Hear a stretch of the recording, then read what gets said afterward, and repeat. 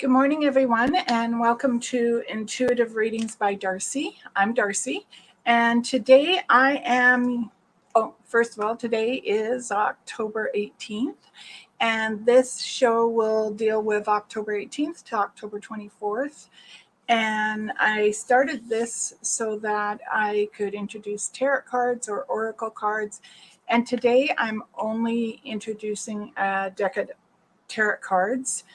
And the new deck I'm introducing is Tarot of the Divine, and it's by Yoshi Yoshitani. And it's inspired by deities, folklore, and fairy tales from around the world. So I thought I'd just share that. It's a really nice deck, and it comes in a box. So the deck sets right in the center. And as usual, it comes with its own little guidance book. And the difference is these pictures are in colors.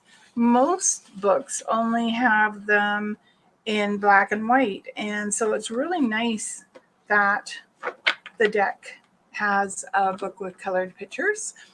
Now, the other thing is this is my daughter's deck. She said that I could show it. And so to show the cards, they're a little cross between manga and definitely the fairy tale aspect. Okay, if I hold it down here, you can see it. And they're very colorful cards. And they have the name of what the card is here. This is the Hierophant.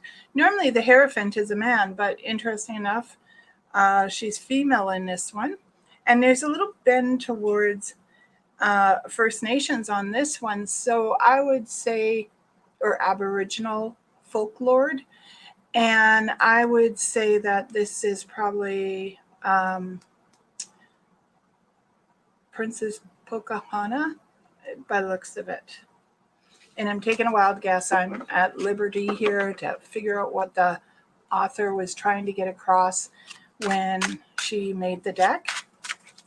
So, has been an interesting little week. I mean, we had Thanksgiving, and I'm certain we all had a great time last week having Thanksgiving and doing it in a totally different way than we're used to. My daughter and I convinced my brother to have Chinese for Thanksgiving instead of turkey, but that's mainly because my daughter doesn't like turkey. And it was nice. And we didn't have actually Thanksgiving on Thanksgiving Day. We did our Thanksgiving on Thursday. And it was very nice and very grateful for the fact that my brother is in my life. And given the fact he's had a few heart attacks, a carotid artery replaced, we're really grateful that he's in my life now. And then there's my sister Penelope and her son and daughter-in-law, Courtney and Audrey, and really grateful that they are in my life, even though they live at a distance. It's nice to know they are there and can send an IM message or text, or in my sister's case, we do talk at least once a week. And we have a show once a week on Wednesdays, and my brother and I have a show on Tuesday, and then I have a show Thursday. So if you ever want to pop in on Tuesday, Wednesday, or Thursday, Tuesday and Thursday are 7 o'clock at night Pacific time, and Wednesday is 6:30 Pacific time. If you ever want to pop in and see what we do, it'd be great. It's on Facebook, and I live stream it. So you're going to look for Readings Dash by Darcy on Facebook, and send a message that you'd like to join. And you could also look at that time, Sean, if you come on Tuesday night, Sean's on, and you're able to click on his link as well. And on Wednesday night, Penelope is on, and you can click on her Facebook link as well. I'm not as comfortable giving them out. I think it's easier if you went through the website to have a look. Okay, so we are looking for, and I'm doing this one different. I always like the fact that I sort of ramble as I do things. But when you come to me, I normally shuffle the deck you shuffle the deck. And once the deck is nicely shuffled, then I normally pick cards. But in this instance, because I'm doing it different, I am picking a card for Sunday, Monday, Tuesday, Wednesday, Thursday, Friday, Saturday of next week. And for each card, I am going to give you the meaning behind the card. And then I'm going to tell you what I'm seeing. So normally I just do a 3 to 5 spread, and then I decide for the whole week on that, Sunday, Monday, but we're doing it different. Tuesday, Wednesday, Thursday, Friday, and then Saturday. Now, when you do have a reading, you shuffle the deck, you cut the cards, and if you're right-handed, you're cutting with your left, and vice versa. If you're left-handed, you're going to cut with your right. And then I take the deck, and I normally do a Celtic cross that tells me what's going on. This way, what I did is once the deck is shuffled, I picked the cards with my left hand, and I've just laid them out in a row. So we're going to get started here. And for today, all right, ooh, 2 of Wands, decision-making time. So I'll hold it down here to see if you can see it. But this guy has a double head. It's like being a twin. And I know that there is a story behind this, and the only way I can look it up is if I go to the book and tell you which. This is Roman mythology. The 2 of Wands represent travel and commerce. And Janus, the god of doorways and transition, is able to look to the past and the future. So with this one, it's decisions to be made. And with decisions being made, and I am cheating a little because I'm using the book to tell you what the mythology is behind each card. And with decisions being made, maybe you do have to look back to say, okay, I've already done something like this, so do I need to look at doing it a different way? And even though it says decision around travels and commerce, this can be around anything. This could be around redesigning your house. It can be around making a decision about a car. Did you buy a Toyota before, and the last time you bought the Toyota, you either really enjoyed it or it was a junker, or in my sister's case, it was a totally different car, and then she bought the same car. And this time around, you know what? She's having a great time with the car. It's not having the same kind of problems as the first time around. So it could be around that. It could be around the purchase of a home or a travel adventure. And when I say that, I'm talking travel trailer or a cabin somewhere. So when I look to this, there will be a decision around what you're going to do. All right. And weigh it. If you've already done it in the past, have a look. Did it work? And if it worked, what did you do to make it happen and to make it work? So the Queen of Wands, all right, it has a Hawaiian theme or Polynesian theme to it. So I am going to look it up in the deck.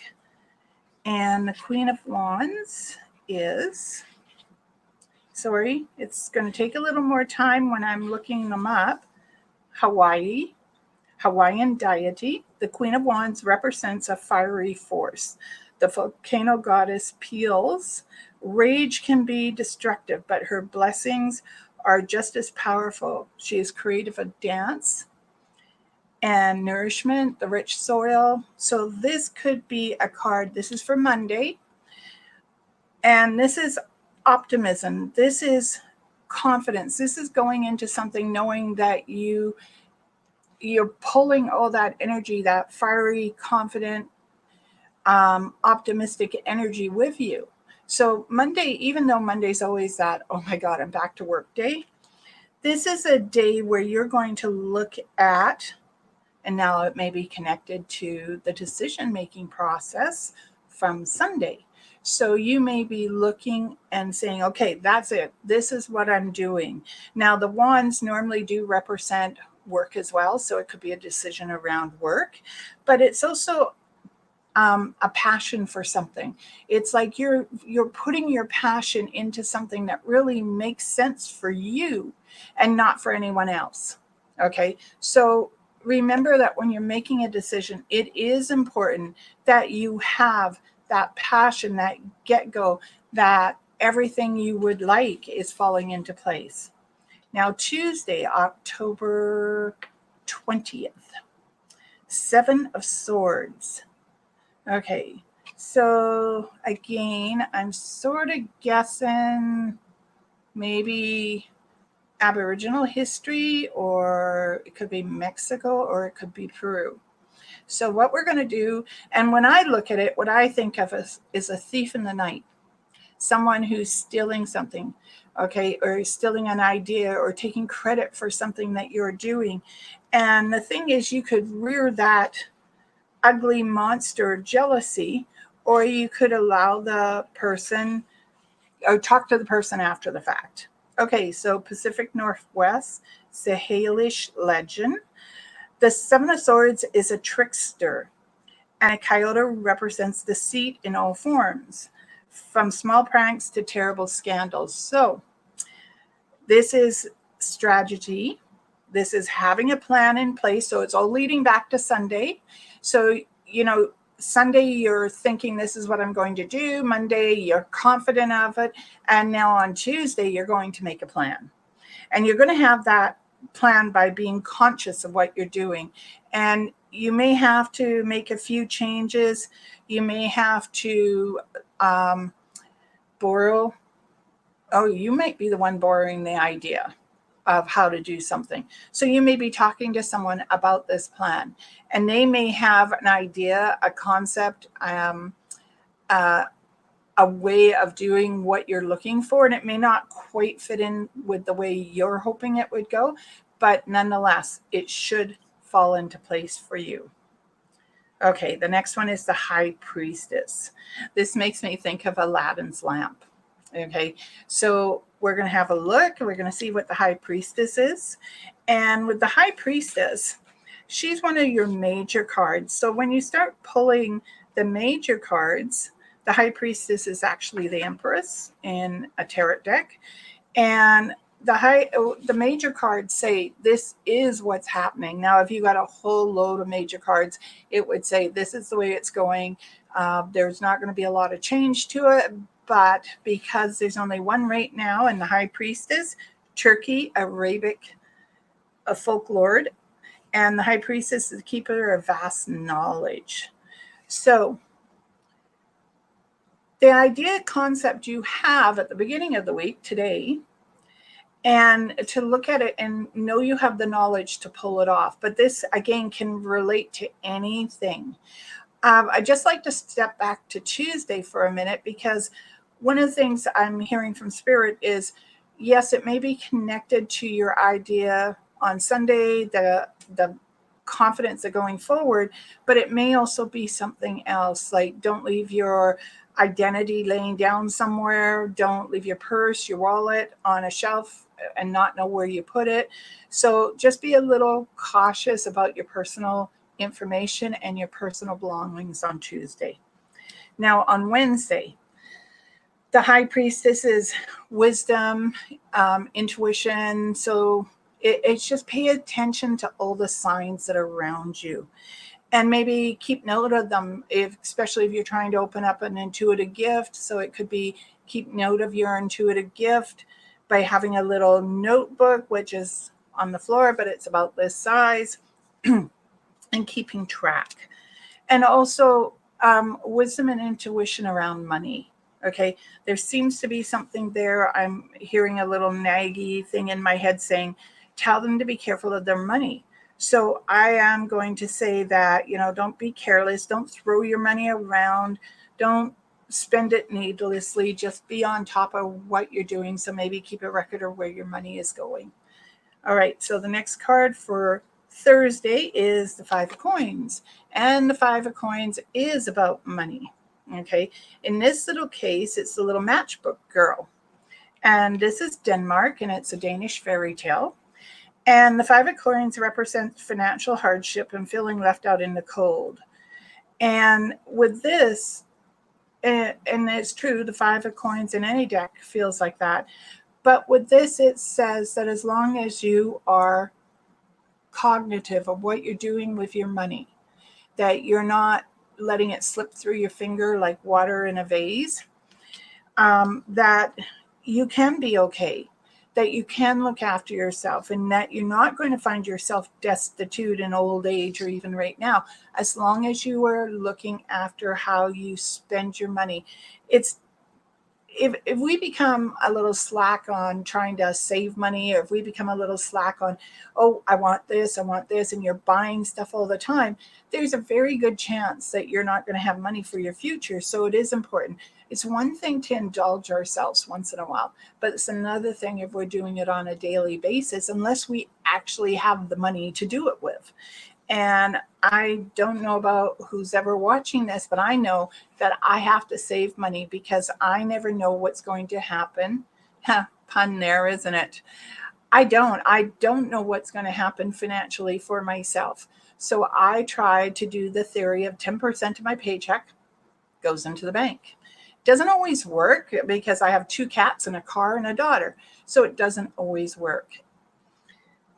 And there's the other thing. If you're putting money away, if there is an emergency, a rainy day, and I'll just use myself, I had to have dental work and it was awful expensive.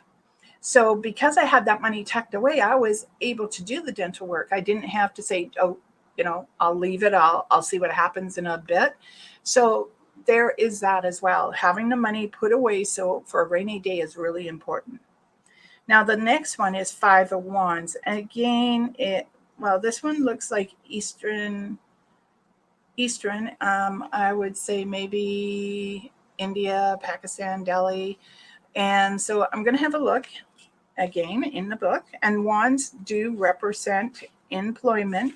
So this is to me normally a competition, something you're going into, and not to be afraid to compete if you feel you're right. That if you feel this job is suited for you, that you should go ahead and compete for it. So this is the Pandavas, and I hope I said that right. It's India. It's Sanskrit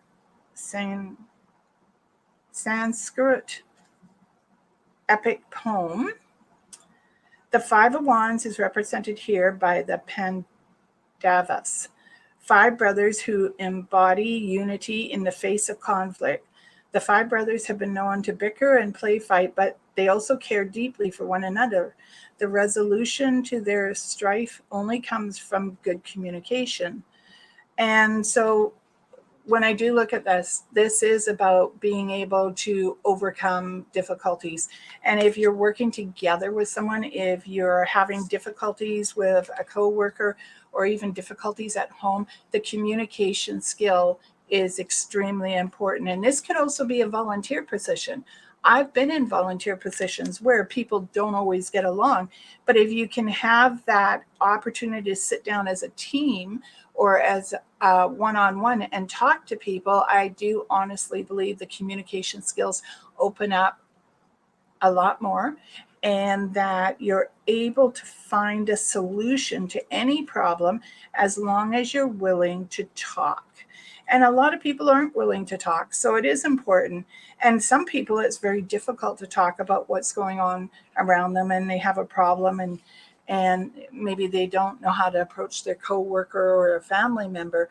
It's a leap of faith when you have a problem to go talk to someone that you're not going to literally or figuratively speaking get put down. So being brave sometimes, and the writing it out with the other one with communication, is if you write it out and you look at it and you say, okay, if this is how I said it to me, how am I going to feel? So what you're doing is you're taking into account the other person's personality, the way they've already responded to things, and it's just finding a way to communicate. And if you have a close friend, a family member that you can talk it out with before you talk to the person, that's definitely something to look at as well.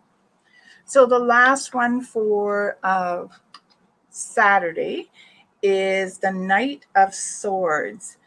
And this one, um, hopefully you can see it, is Heng Tu, or Hang Ta, Malaysian legend. The Knight of Swords is strong and assertive warrior. Hang Tun, I'm saying it wrong, I know, Tuah. An intelligent soldier is unafraid of leaping into battle and employing unconventional techniques to win. And this is bravery, confidence, long-lasting objectives. So it does sort of flow with the week of making a decision and being confident in it, being careful that you're not giving your ideas away, but also being realistic. If you talk to someone, you're not taking their ideas unless you have permission. And the contemplation, the writing down of anything that comes out intuitively through the week that might help you make your decision and help you go forward with it. And no, it might cost you a little money in the process to make it happen, but as long as you're conserving money along the way too, then it is very feasible. It is very feasible that the project will sort of flow by itself. And if you find yourself in conflict of what you're doing, don't be afraid to talk to someone. And then to know optimistically as you move forward with your idea, your concept, your project, your loyalty will be rewarded because you will actually get the project done. So it's going to be an interesting week. I've done a reading for every day of the week, and each of those meanings could apply to something totally different than the idea of a project. It could be work related. It could be leaving your wallet, purse somewhere where you shouldn't, opening up a website you shouldn't be opening up, and the communication between yourself and someone you may be not 100% on the same page. So you're going to have to see if you can bring that same page down to a common denominator for both of you. And then just moving forward with confidence, moving forward knowing that what you're after really resonates inside of you, and that you're not willing to walk over people to get what you want, but you are willing to ask people to help, cooperate, and communicate ideas that they think you're headed down the wrong way. And if it's one thing to be critical, but if you're going to be critical, then please give some ideas to go with it. So I hope you really enjoyed that, and I look forward to seeing you next week and with another deck. And just have a fantastic week. Remember, the reading is not for anyone in particular. It's sort of a general reading for the whole week. And take what you want from it, because we all have free will, and change it if you want to. So may joy, love, happiness, and peace find you in mysterious ways this week. And I really look forward to seeing you next week when I do this, as well as, like I said, Monday, Tuesday, Wednesday, we have a live broadcast on Facebook and YouTube. And please join us. Blessed be everyone.